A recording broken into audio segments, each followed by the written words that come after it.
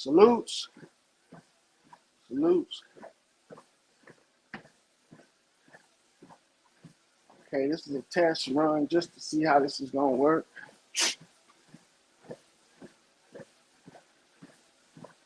I'm trying to figure out if I can share screen or not.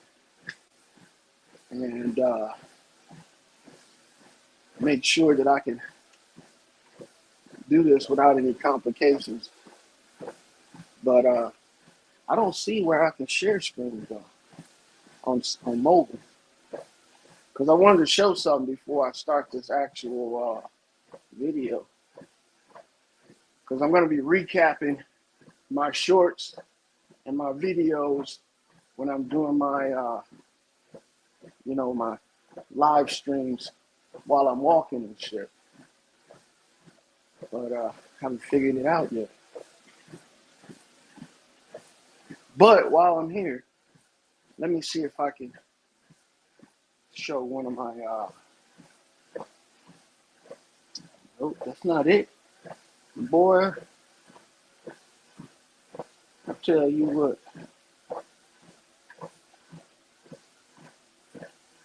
Let me see if I can choose a video from my files. Nope, I can't. So, no big deal. I'll talk you guys through it. I'm going to go over a few of my videos. The ones that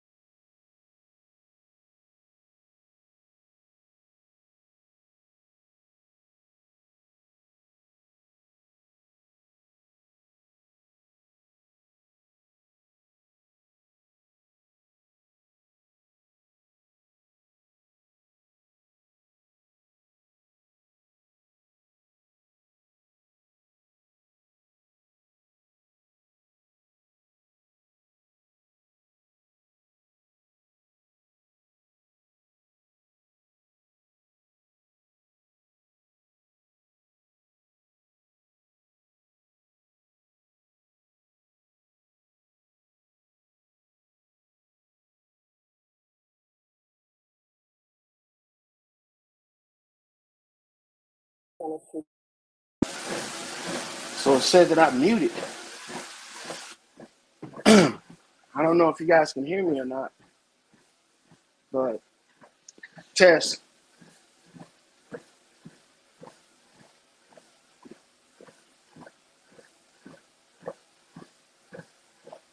I don't know why this shit's doing it. That's why it's always good to do a test run.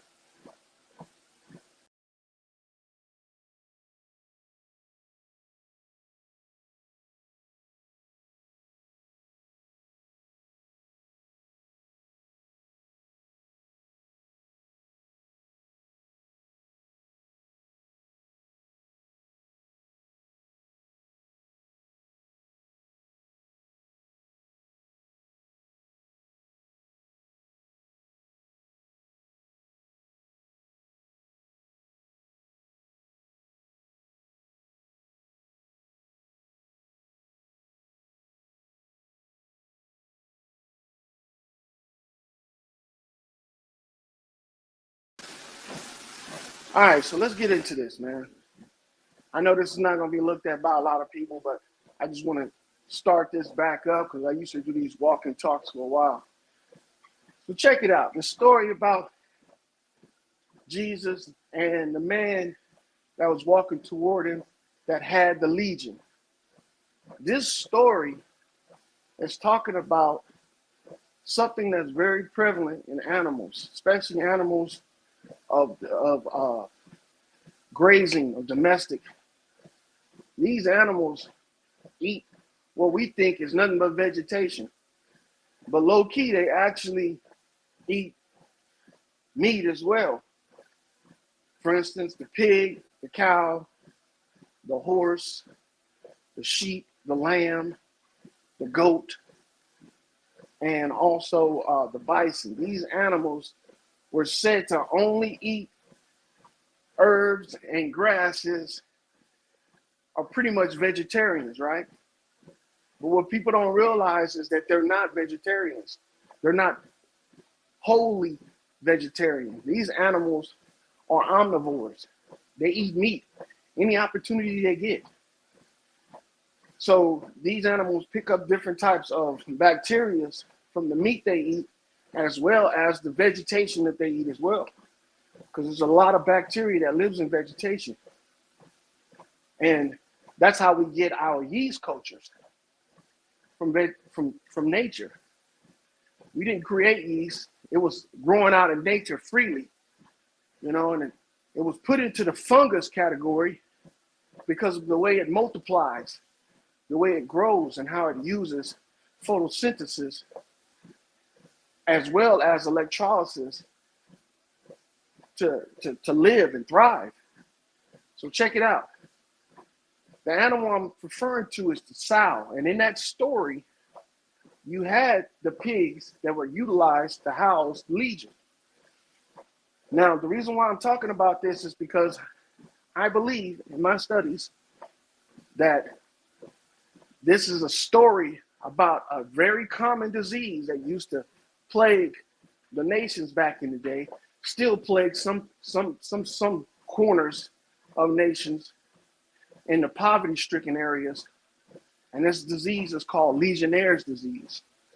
Now, Legionnaire's disease affects a person's lungs, and then once it infects the lungs, it also affects it's not the central nervous system, it's the nervous system of your brain, because your brain has a solo from the central nervous system, a solo from the heart and everything, has its own circulatory system. So once it affects the lungs and a person becomes bedridden, then it affects the brain. And the reason why this is because these creatures, or this bacteria that's inhabited in the body, salute, this bacteria that's inhabited in the body seeks out areas where it can thrive without any interruption. With the lungs, the Legionnaire's disease causes pneumonia. And that's a defense mechanism of the body to get rid of the bacteria. But that's also what causes death too, because pneumonia is when the fluids in the lungs fill. So this disease is trying to get away from that, so it explores the body. It goes throughout the entire body and looks for a place where it can't be disturbed, which is in the brain, inside the cranial cavity.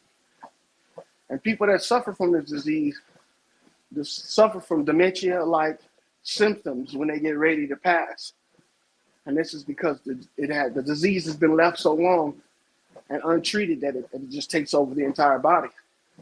But back to the story of Jesus and the legion. The reason why this story is important and it relates to this disease is because most people don't know where it comes from. Most people think it's inherited, but it actually comes from eating tainted meat, eating meat infested with the Legionella bacteria. And it's usually because animals are eating dead animals and carcasses. If you notice, when you read the story, it says the man was wandering around the tombs. The tombs are where they buried people back in the day. They buried them, they didn't bury them in caskets. They buried them in like caves or caverns that were covered up with stones. But if you don't cover it up totally, animals can get in there and they'll feast on the carcasses. So that's why they started doing embalming practices, making the body undesirable for animals. So they didn't do that at a certain time. They just let the bodies rot because these tombs are on the outskirts of town. So he was out there capturing these animals, the individual with the legion in him, he was out there capturing these animals that were feasting on the dead bodies that were in the tombs. And that's how he caught Legionnaire's disease. Now, they tell the story as if Jesus was talking to this disease that was, or this inhabitant inside of this man, and he was able to cast it out. But if you know anything about Hebrew, because this was in the Old Testament, they write everything backwards. So if they're talking about him casting it out, they're actually talking about an origin story. Because you can't cast out something that you don't know where it comes from. So right off the bat, the legion that was inside of this man recognized Jesus right off the bat. And the reason why that's important is because an organism always recognizes its host. That's how it knows how to infect the host. So by recognizing Jesus is identifying him as a prior or previous host. Now, the reason why the pigs come into the question is because they were a recognized host as well. Now, this story was told as a fable so people can ponder on why this was important to get rid of. For instance, why it's important to get rid of Legionnaire's disease. And one of the ways that they figured out how to do this is because of this story. And how they got rid of it was because of this story. Legionnaire's disease is similar to tuberculosis. It's similar to certain type of bacterial diseases that attack the lungs. So this entire story is talking about how you can get rid of Legionnaire's disease. Now, what Jesus has to do with this is because he was the cure. Now, Jesus by himself is Jesus, but it's another name that they called him, the Messiah, which was Christ, and Christ means anointing oil. Anointing oil is very important in the healing process. That's why most of the pharmaceuticals we utilize today are all petroleum-based. It's because the petroleum-based pharmaceuticals do give relief. But the only petroleum-based medicines that give relief and cure are the ones that come naturally from the source. Meaning that these petroleums that they're getting from nature are plant-based. They're not hydrocarbon-based, like fuel-based. They're plant-based. Now, every plant produces its own oil on what we call chlorophyll, if you're into planting and botany and shit like that. These chlorophylls are oils that the plant create to not only pass nutrients from the roots and the soil to the fruits and the leaves, but they also act as a natural pesticide. Some are stronger than others.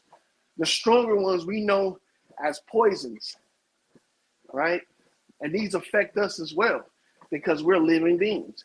So you got to be careful when you're consuming these things in great quantities. But there are some that you can consume in quantities and they work instantly. For instance, the anointing oil or the Christ.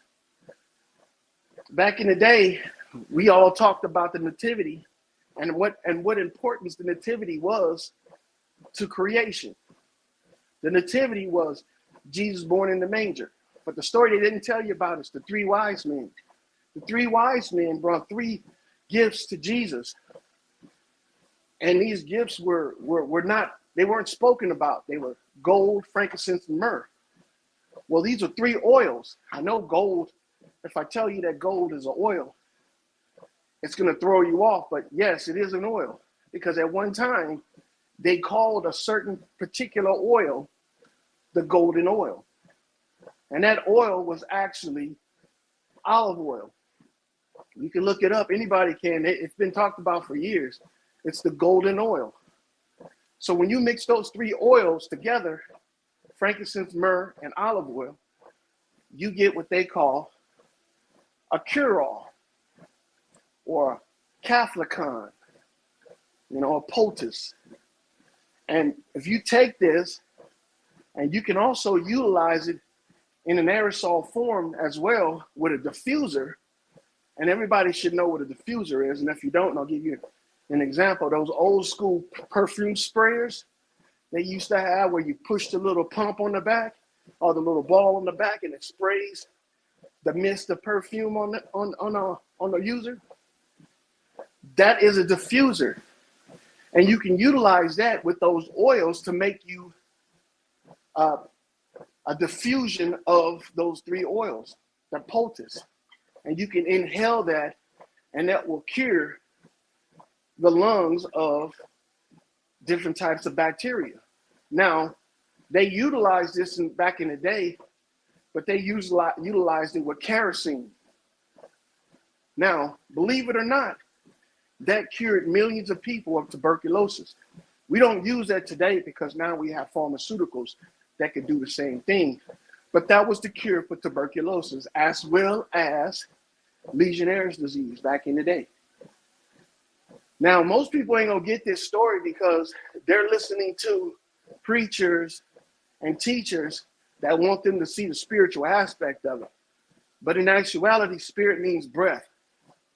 So you are getting the spiritual aspect of it when you learn to clean your lungs by utilizing oils, and that's the Christ. So that's one of the videos I wanted to highlight and talk about in these Walk With Your Boy videos. And I'm going to be doing more of these because I think it's important to explain, because I know there's a lot of people that don't understand what I'm trying to say with these short videos, you know. So there's another video I want to hit on too as well. And it's the one with Jesus walking on the water. And I was talking about buoyancy and density. And that story about Jesus walking on the water is talking about just that, buoyancy and density. The reason why they put it in a story to make it seem like it was some type of miracle or some miraculous event is because they wanted you to see the importance of how oil has a different viscosity from water. And it's another way of recognizing whether or not it's going to harm the body, meaning that when you inhale this anointing oil, it's not going to choke you. It's going to coat the area that's infected and allow your passageways to be utilized better. So, but that story about Jesus walking on water was talking about buoyancy of oil on the surface of water. Now, what Peter has to do with that, if you look up the word Peter in etymology, that goes back to a word called petros. Not like petrol, like fuel, but petros, like stone. And we all know that stones cannot float on water. So what do? They sink. And that's exactly what Peter did when he stood on, try to walk on the water. And that's a great way or great play on things when it comes to explaining, to something to someone that speaks a different language. You can give them an interpretation in a way that they might be able to understand in the form of a parable or a metaphor. So that story about Jesus walking on the water and the story about him coming in contact with the legion was talking about the first one, walking on the water, or the first one, the Legionnaire's disease. It was talking about getting rid of the Legionnaire's disease by utilizing the holy anointed oil, which is frankincense, myrrh, and olive oil. You got to excuse me, I'm walking on the treadmill. I'm starting to get used to it. I'm over a mile now, so speed is starting to pick up. But yeah, the second one, with Jesus walking on the water, is giving you the example of buoyancy and density. See, because oil floats on water, no matter how much it is. It's going to separate, and the water is going to be more denser in volume than the oil. So I thought that was a pretty good analogy on how this Bible, these verses can be broken down, but there's millions more. There's so many stories in the Bible that can correlate. And the reason why we're being taught this layman form of the Bible is because they figured out that humans initially, well, they ain't figured out, they always knew, because they're human too, that humans are initially ignorant. And if we're not told to think a certain way, we won't. See, and most people don't think for themselves, they allow others to think for them. That's why we utilize research. Research is a form of, following. We follow the evidence. We follow the information that's given to us. And that's what we do. But in order to break that information down and understand it for what it's actually meant for, you got to look beyond the message. You got to look beyond the teachings, because most people will only teach you what they think. So people should be able to find these in their Bible. If they're reading their Bible and studying their Bible, they should be able to break this stuff down. But you're not going to be able to do that if you don't know what to look for. Now, there's another story that's in the Bible that I think that everybody should think about as well, and that's the Abraham and Sarah story. And see, this has something to do with animal husbandry, with breeding and livestock. Now, I've made videos about this, but I've never really gone in detail and talked about it in a format like this. So I want to go through and talk about it in a format like this.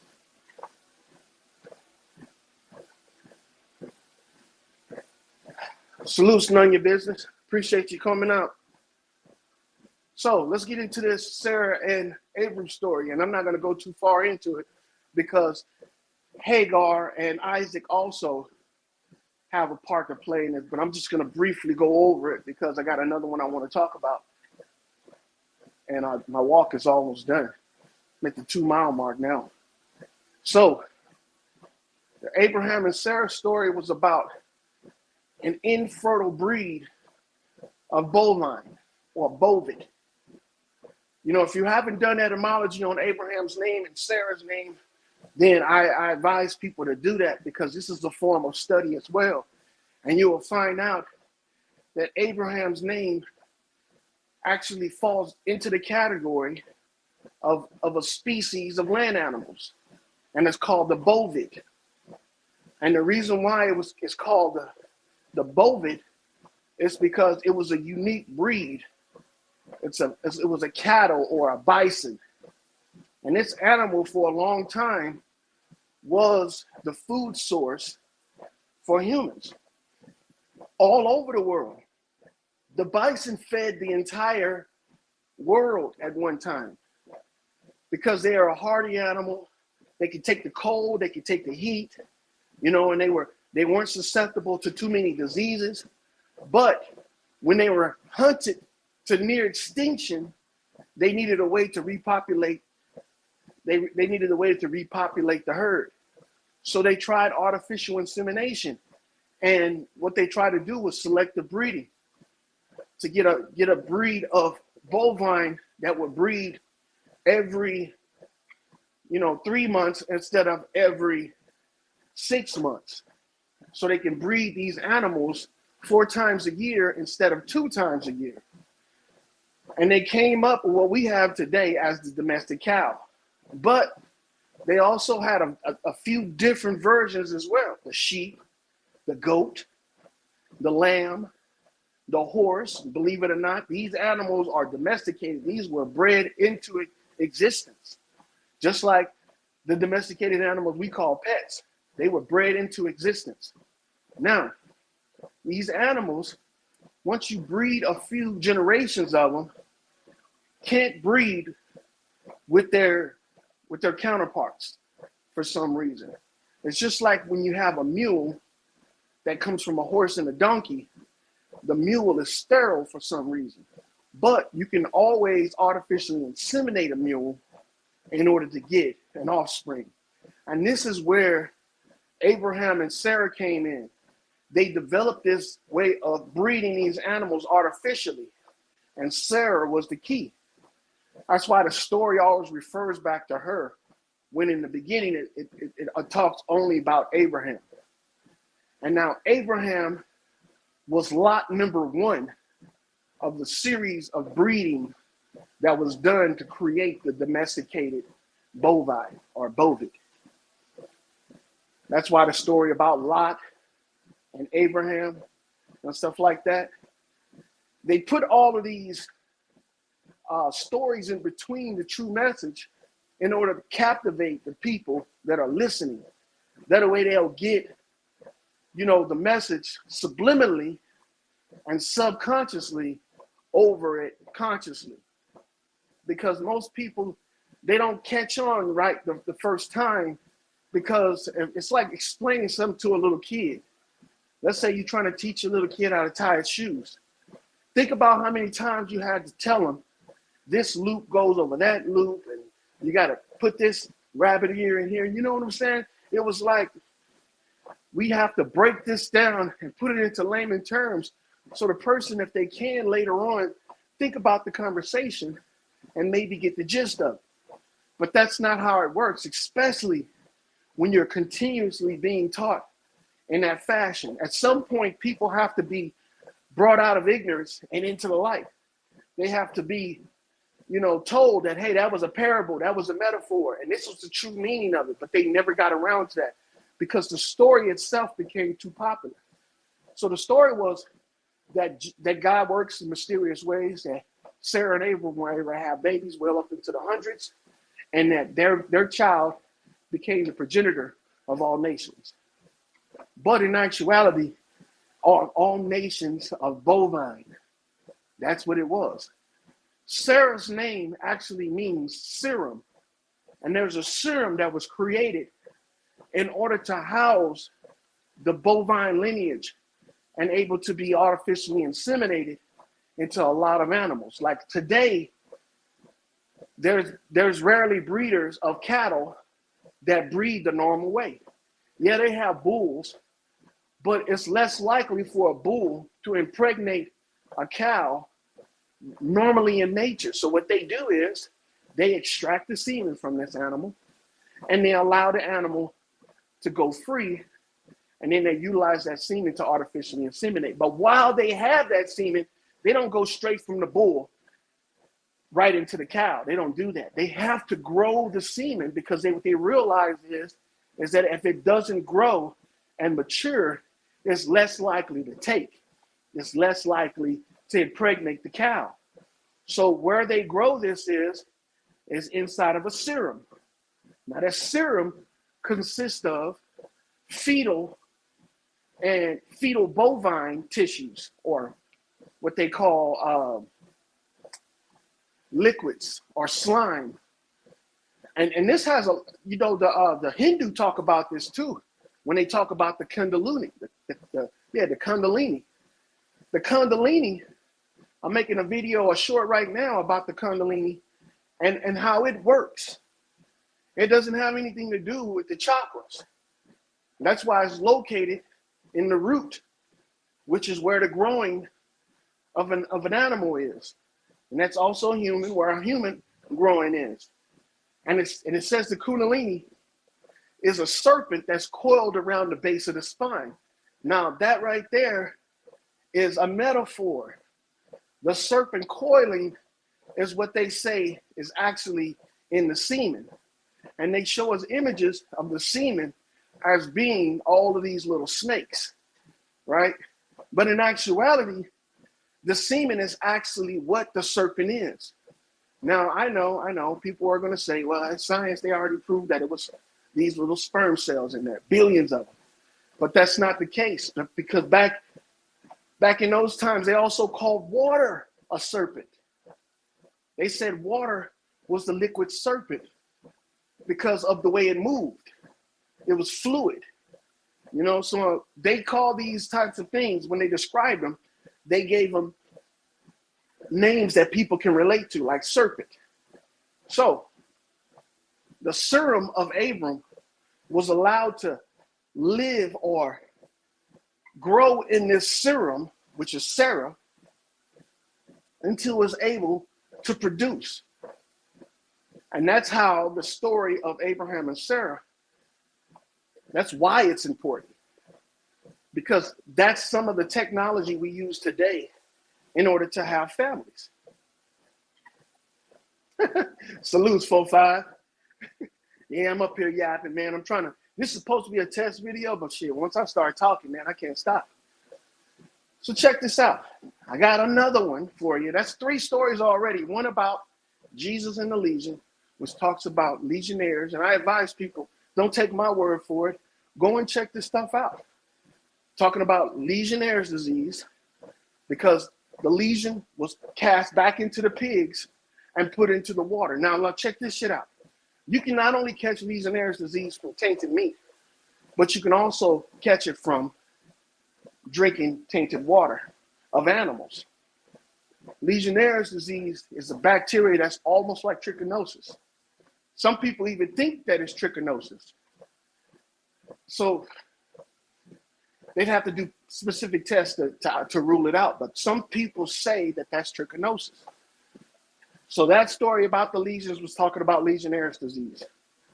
The story about Jesus walking on the water was talking about buoyancy and destiny. Peter was Petros, which is a stone. That's why he sank. And then we're talking about his right now, about Sarah and Abrams, which is talking about fetal bovine syndrome, which is actually the chemical they used in the petri dish in order to grow the semen so it's able to impregnate the cow. There's many other stories like this in the Bible, but there's not too many people that's teaching it. Because these stories aren't popular in mainstream, because guess what? We have medicine to take the place of these teachings. And the reason why that's done that way is because, believe it or not, evil does exist and people do want to harm you. But if you learn these stories, it'll help you wrap your mind around the thought process that these people have that are putting this stuff out there and teaching you the wrong thing. Now there's another story that I wanted to tell people about, and this was about the crucifixion of Jesus Christ. See, the Asada Allah crooks. This is actually talking about the crucifixion of the Christ. And if you just pull yourself back from the religious thought of it and put yourself in a skeptical mind state and listen to what I'm talking about, you'll be able to see what I'm saying. Now, the 2 people that were on the cross with Jesus that were talking to him, these people were very important. The first person's name was Dismay. Now, it might not, if you might not know this, but they talk about this person, Dismay, in the Apocrypha. Back in the day, back in the early 1900s, probably a little bit before that, the mid to late 1800s, early 1900s, there were 3 books that were sold with the Bible. One was called the Catholicon, and the other one was called the Apocrypha. These books were used in conjunction with the Bible to decipher it, because the Bible was translated from Latin, which was also modern Greek. So when you read the Bible, even though it was translated into English, these words also had an alternative meaning. That's why the Bible is written the way it's written, that way you can't understand it. It's not like reading a story where you start off with a character and then other characters are introduced. There's a climactic version of it, and then there's the end. It's not like that. The book comes into parables because they want you to figure out what the words mean. And the reason why they want you to figure out what the words means is because once you do, you get a bigger and better understanding of what the message is. So they gave the Catholicon and the Apocrypha in the Bible. These were all sold together. But at some point, they decided to get rid of all 3 of those and just teach from the Bible. And this is where ministry came in. Ministry was what was used to twist the meaning of the Bible. ministry and what they call when they go on certain type of missionaries and shit like that. These people were going around spreading their own versions of what the Bible is. Now, every church that's in these cities around the United States, even overseas, are all missionaries. These are not Bible teachers. These are missionaries. So when you go to a church, you're learning from a missionary that was taught to teach a message, not to teach the message. Not the message, but a message. And these missionaries teach this way because it's too hard to teach people without the Catholic and an Apocrypha. It's too hard to tell somebody this is what that word means when they can't see it for themselves. So it was up to us to break this stuff down and show each other in etymology what this stuff means. So this story with Jesus on the cross with these two other men, one named Dismay and the other one named Gestalt, was actually the message of how kosher butchering was created. Think about it. Dismay. If you break that word down, it means distress or fear or loss of courage in a calamity, all right?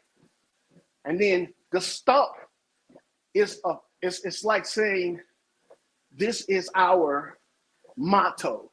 This is our how do you say it? You know how they used to teach us in school to say the national anthem and the Pledge of Allegiance? That was our Gestalt. That was the United States Gestalt. That was their way of saying we teach and we believe these methods. So those two people on there is talking about kosher butchering. If you guys have never seen kosher butchering, it's totally different from how we butcher in America. But now we have kosher butchers here in America. But the way that kosher works is that the animal they're bled out or they're dispatched while they're alive or while they're conscious. And the reason being is because they think that the animal being conscious, and this is what I get from it, this is my opinion, the animal being conscious makes the meat fresher, okay? The way that Americans dispatch animals is we kill them and then drain them of their blood and remove their meat. You know, I'm not saying that either way is better, but what I'm saying is this is a form of butchering that was created to get quality meat.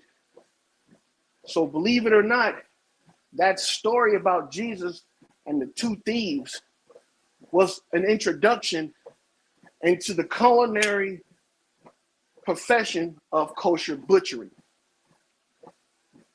Now, if anybody has any questions about that, they can look at my videos, and I'm going to be doing more talks about this because kosher butchering it has a lot of information about it in the Bible. When it's talking about sacrificing, when it's talking about which tribes get what types of meat, when it's talking about burning the flesh, making a half of the animal, this is a form of butchering that they're talking about. You know, when you get ready to sterilize the meat, different types of kosher cooking, unleavened bread.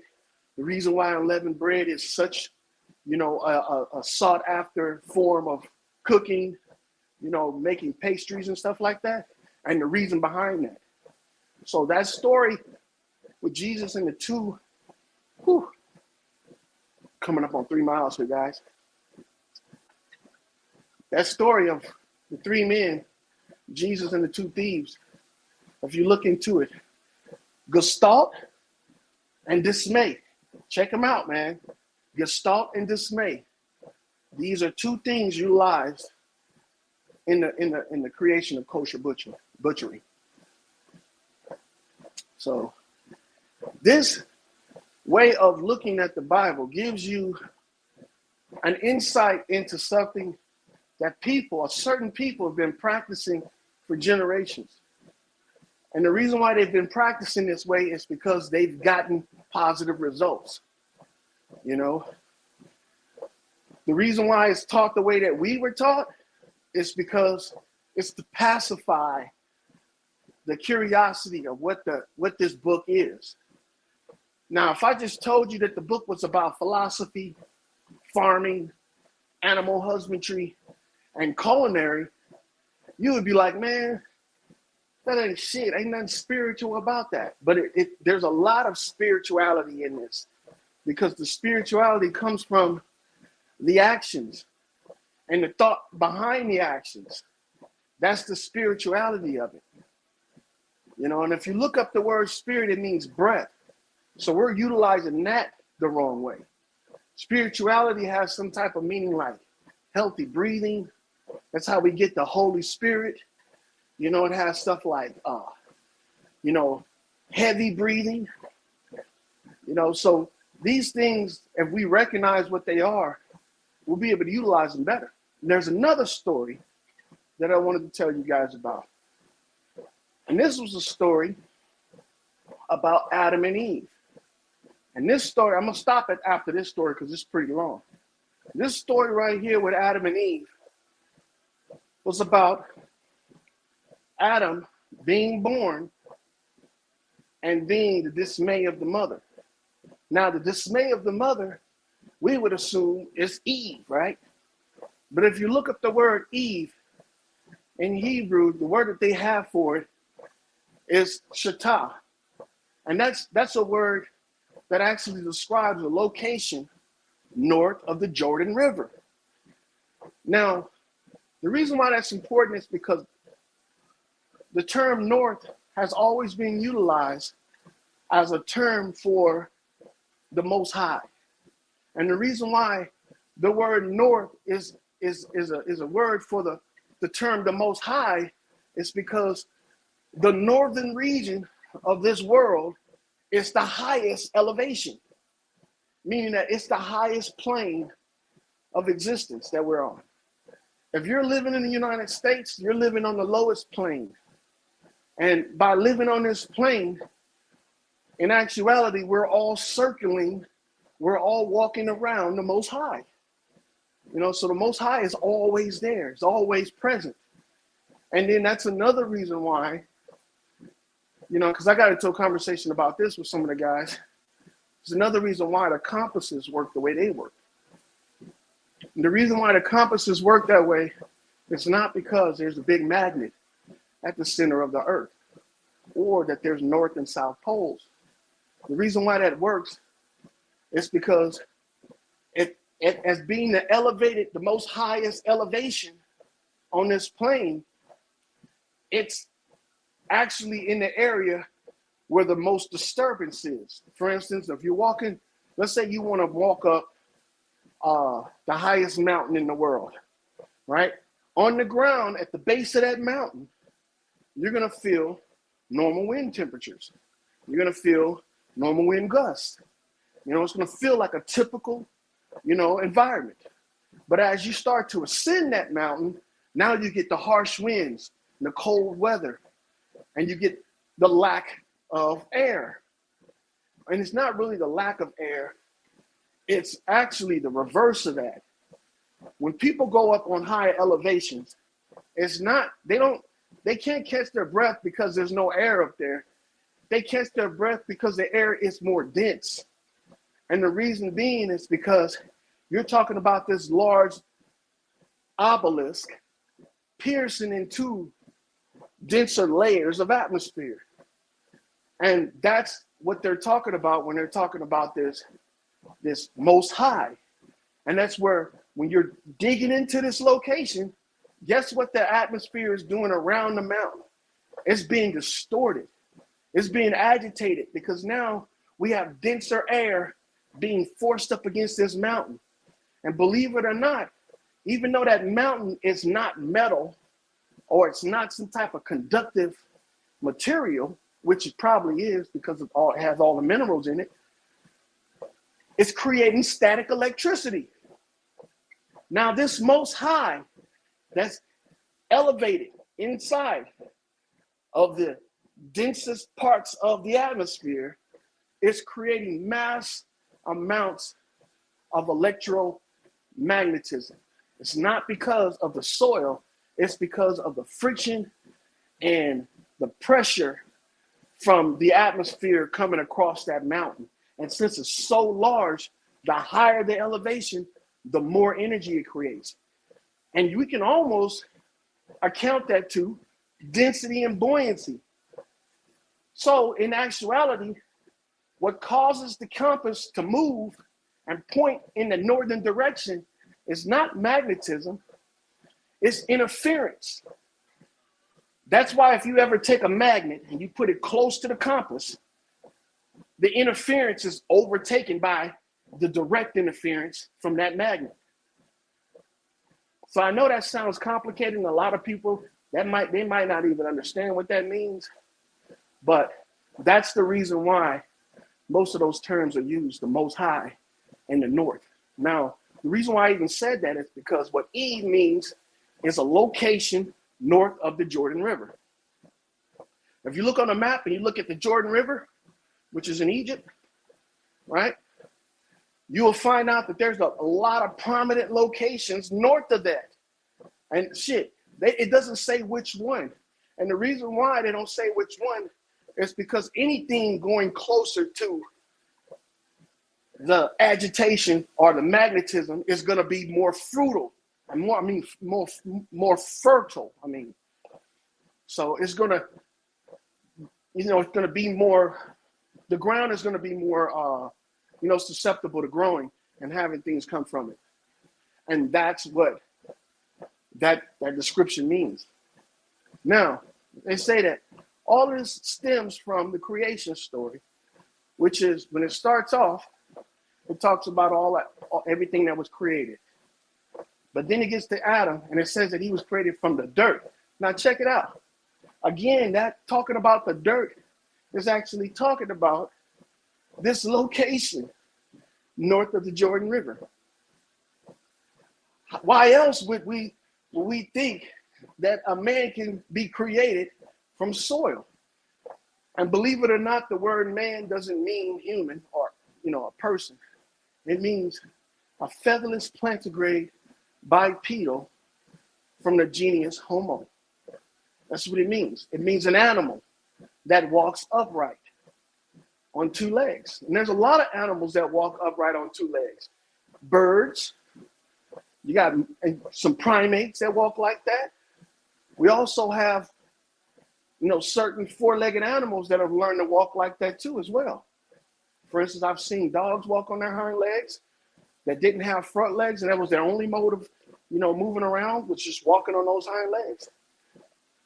But what we need to realize is that these pinnacle moments, like the man being made from the dirt, right, is talking about whatever Adam was in relation to either a location or it was in a location underground. And I'm not saying like underground people and shit. I'm saying like there's animals that actually live underground and they never come up. For instance, we had the little story about the groundhog that they taught us in elementary school, where if the groundhog sees a shadow, you got an extra 6 weeks of summer, or 6 weeks of winter, or some shit like that. Well, that story is talking about an animal, a nocturnal animal that lives primarily underground. And see, certain animals in certain locations yield certain properties. For instance, if you have an animal that lives in the mountains and all it does is eat vegetation and minerals and animals and grubs and shit that live in the soil, they're going to contain a certain mineral content inside their body that animals that live in forests that don't eat the animals that forage through the stones and the rocks and shit, they're going to have something different in them than the animal that lives in the mountain. So these are things to take in consideration. And when you're a hunter, if you don't have the resources to hunt a certain game and you need something to survive off of, especially in the wintertime, then knowing a particular animal to hunt to give you what you need to survive is crucial. And a lot of these stories were used for that. For instance, in the wintertime, most of the vegetation doesn't grow in certain areas. So now you have to fall back on other means of sustenance. So you look at the animals that foraged on the vegetables that you ate and the plants that you ate, and you utilize them to carry you over into the summertime. Now, most of these animals were rodents, and they were and undesirable, in other areas of the world. But when you dying from hunger, shit, you ain't, beggars can't be choosy. So you got your trick at, my bad. So you got up and you went out there and you looked for something to hunt, and you overlooked all the rodents and the nocturnal animals and the underground living animals, and you only look for the big ones that hunt, that are walking on four legs, because you believe in the hype about the hooves and the clothed animals and shit like that, and you fucking starve. When the person that knows about these animals that live underground north of the Jordan River, when it comes time to famine, they're able to survive because they can seek these animals out because they know where to look for them, and they know what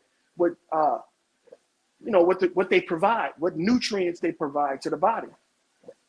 So that story of Adam and Eve, and look, there's another story too that it's attached to. It's not a story, but it's a metaphor, like the taking of a rib from Adam to make Eve. And most people thought that was some type of surgical procedure that was created. But in actuality, that was not a procedure, that was an activity. A rib was something that an animal pulled to plow the land. In those older, in older times, people would utilize animals to plow their fields. And that plow sometimes was called a rib. It's like a sharp piece of metal that was drugged behind an animal to carve up the land. And that rib is what they used to make Eve. And what I'm thinking is, Eve is some kind of treated location or land that was utilized for farming. And when it was not utilized for farming, it was utilized for hunting. Even in the Bible, they talk about certain stories that say what to eat and how to eat it. And we thought that they were talking about the different types of animals. For instance, there was a story, I think it was Leviticus 29, and it was talking about the foods that God gave us to eat. And a lot of people misinterpreted that. That went right over their head when it was talking about what these foods were and who they were for. Because it says something in the Bible that the fruit of the trees was was meat for us. Now check it out. Meat and fruit, two different things, right? So when you compare them together and you say that's what it meant, since that's what we eat, meat, then you're making a fallacy, because now you're just jumping the gun and thinking that when it says those are meat for you. Now you got to take in consideration that in Hebrew they read from right to left. They don't read from left to right. So you got to understand that whole passage is written backwards, where it says that of the birds of the sky and the beasts of the field, herbs and the fruit of the tree are for you to eat. And for us, or for you, it's the herbs and the plants.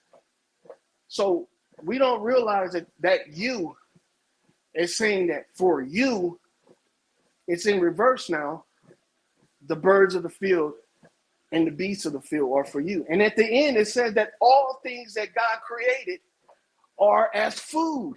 And they don't realize, in reverse, it says that the meat of the field and all that stuff is as food, because that's all that God created. Now, the only way you're going to get that is if you do a cross correlation of Hebrew and English, and you see what these words mean. Because when you're reading in the Hebrew text, it's written backwards and it's spaced out differently as well. Some of the words aren't there. They filled in the blanks for some of the stuff to give the reader a better interpretation of the ignorant message. But if you break it down, you can see exactly what I'm talking about. And I do that in some of my videos. I actually show you how I get the information. Because this frame of thought, it's a coincidence. This frame of thought is so coincidental. I mean, it's like an aha moment every time I read something. I mean, because there shouldn't be a coincidence for everything you read in the Bible. It shouldn't be. It shouldn't be. Same thing about science. It shouldn't be a coincidence. For instance, I did a video on volcanoes. And I was pointing out some coincidences. Like, for instance, everywhere there's a volcano, everywhere there's a hot spring, there's a uranium mine or uranium deposits. Is that a coincidence? Yes, that's a coincidence. I don't understand why people can't get that these things shouldn't be by each other. If there's a volcano that's coming from a break in the mantle and allowing magma to flow up and out of the top of it, then a uranium mine right next to that would be detrimental. That means the uranium will be getting cooked off all around that thing. That would mean that there will be no safe location around there. Because once that uranium starts cooking, it's going to burn everything. It burns so hot that it melts rock, turns it into magma. That's how hot this shit is. And it burns for so long that we haven't even been able to track how long a piece of uranium would actually cook. And it's just a coincidence that every hot spring, every volcano, there's a uranium mine or uranium deposits around it. Don't you think that the crust breaking and allow magma to come up to the surface would affect that uranium? Yes, it would. There's no way that it's only going to affect one location. If we're living on a fault, right, and one volcano blows, that means that all of them are going to blow. It also applies to the geysers, the water geysers. Yellowstone National Park has Old Faithful. That thing goes off all the time. And the reason why it goes off like that is because it has a uranium mine or uranium deposit that's cooking off underground, heating that water. As long as there's water underground, it's going to boil up and bubble. Once it gets to a certain pressure, it shoots up out of the geyser. So these things, man, that once you go through them and are able to look at these things and do this, like understand it, then it becomes clear that being a skeptic is not a bad thing. But people have turned skepticism into conspiracy theory. And that's why it's so hard to show people this stuff. And to tell you the truth, man, it's really crazy to find all of this stuff out. And nobody's willing to look into it. It's really crazy.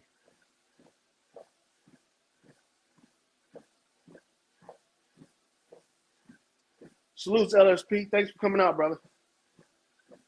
But yeah, you guys, you really need to look into this stuff because I'm telling you, it's enlightening. It's really enlightening. I mean, it gives you a sense of control that you didn't have before once you find these things out. For instance, once you start dissecting the Bible and utilizing, and I'm not going to say the Apocrypha and the Catholicon, but etymology is just like that. Because in etymology, they give you the origin of Latin words that have been used to describe English words. English, see, I'm another person that don't believe that English came from these other languages. I think it's a standalone. But these other languages utilize words that describe these English words. Like love in certain languages, it's not Love. It's something else that describes love that means Love. So it's up to us to take those descriptions as an indication that people were trying to understand, not that they were creating a language. Because there's a lot of people that are in this walk that think that English is a bastard language and it's a dead language and it should be disregarded as being the true language. But I think that this is the true language that people were originated with, and then all other people that came in with different languages were able to substitute. So yeah, this is my 1 hour mark, man. This was a test video. So this is what I'm going to be going through every time I'm doing these walk with me videos. I'm going to be going over videos that I've made and stuff that I've talked about, you know, because I think that it's real important to explain yourself. And if anybody got any questions, leave the comments, man.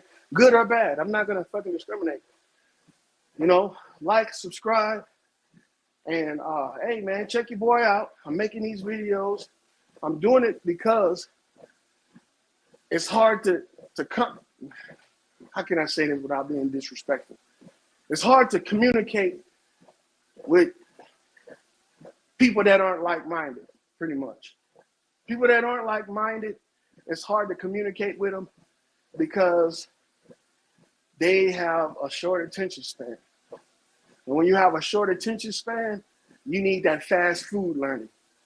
And that's what we've been getting all these years from these preachers and these instructors and these professors. Because they just tell us what's being regurgitated to us by people that aren't even fucking smart. Stephen Hawking was considered one of the most smartest people. But if he was one of the most smartest people, why couldn't he figure out a way to get out of that wheelchair? And see, we can't say that that's not possible when, you know, stranger things have happened. People that were diagnosed with hereditary diseases that were considered terminal got rid of those diseases without medicine. People that were considered paralyzed, you know, and were terminal, walking again, talking again. You see, so the human body and nature is a very powerful thing if it's being utilized the right way. If you don't know how to utilize it, then you won't be able to function very long in the system that's created based off of nature and understanding. So I appreciate you guys for coming out, man. The few people that did, again, hit that like, hit that sub. You know, I'm almost to 200 subscribers, so hook your boy up. I'm gonna be doing more of these walk with me videos. I'm gonna be doing more shorts, and when I have time, I'm gonna do some you know, some full videos, because I have some videos that I can do for like 4, 5 hours, 6 hours and shit, no problem, because I've pretty much committed most of this stuff to memory because it's so intriguing. I'm telling you, man. Like right now, I'm not reading anything. I'm just telling you what I remember from what I read and how I was learning. And, you know, once I crack the book open, shit, it's going to be even more that I can go into detail with and show people. And it'll be nice to interact with people that actually look into this stuff and know what I'm talking about. Because I'm telling you, man, salvation don't come from a God or from a person. It comes from understanding. Because if I don't have to fight to win the battle, or if I don't have to fucking starve, you know, and sacrifice to achieve enlightenment, bro, you're ahead of everybody. Because most people starving themselves, killing themselves just to get a little bit of understanding, thinking that by torturing themselves, they're going to open up some door in their mind that's going to allow them to see and hear and speak the truth. But that's not how it works. You never get anything from suffering. Nothing good comes from suffering. I don't give a damn If it's a diet, nothing good comes from a suffering. You know why? Because suffering is a taking, it's not a giving. The only good stuff you get is from when it's given or when it's being added to. It's like prosperity comes when you're able to acquire more. You know, a person that's broke ain't gonna say, hey man, let me give you my last dollar and that's gonna make me richer. No, that's not how it works. But that's how they teach us. They teach us to give your last, to give up all in order to receive more. That's crazy. You know what I'm saying? It doesn't make any sense. But this is the mindset they got everybody in. Give your last. You know, you got to be poor in order to see, you know, the gates of heaven. No, man, that's not how it works. That's not how it works. See, because if you're poor, you can't help people that are poor. You see what I'm saying? So if you can't help yourself, how are you going to help others? So now you've become more of a burden on society by giving up. And this is what they want you to do. Give up. And see, they don't want people. And this, when I'm talking about, when I'm saying they, there is evil out there. There is what they call subjugation, where people subject you to shit. And it's evil shit. It's shit that only prosper them. You know, that give them the edge over everybody else. And that's the shit that's making everything uneven. That's the shit that's tipping the scales on what's right and what's wrong. The scales used to be even. People used to be able to know a crook from, you know, somebody that provides. A thief, you know what I'm saying? Somebody that, a crook and a thief, people were able to see and notice them and not have to worry about them being victimized. Because if you know somebody's a thief, guess what you do? You don't trust them around your valuables. So now he's a thief, though. You can still socialize with him, but you just know not to leave out your good silverware and your wallet. You know what I'm saying? So you don't tempt the thief to perform what they're best at, thievery. So this is the shit that I'm talking about right there, man. But you guys, appreciate you for coming out. I'm about to end this shit. I'm on mile 4.5. So I'm about to call it quits. And again, like, subscribe, you know, share the video if you want. But I'm going to be doing more of these. And also check out my shorts. They've been doing pretty good. And, you know, that's about it, man. Come walk with your boy.